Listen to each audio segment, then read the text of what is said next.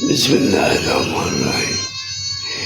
پیارے دوستو، صبح بخیر۔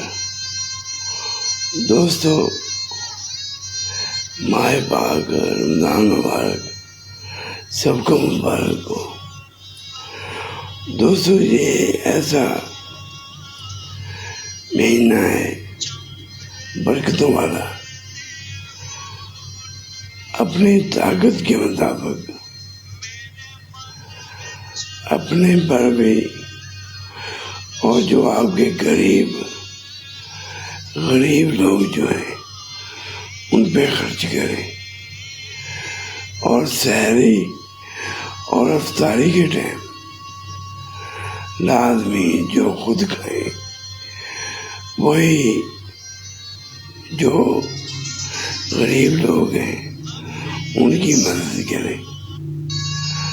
اور بہت بڑی نیکی ہے کسی کو روزہ رکھانا اور افطار کروانا۔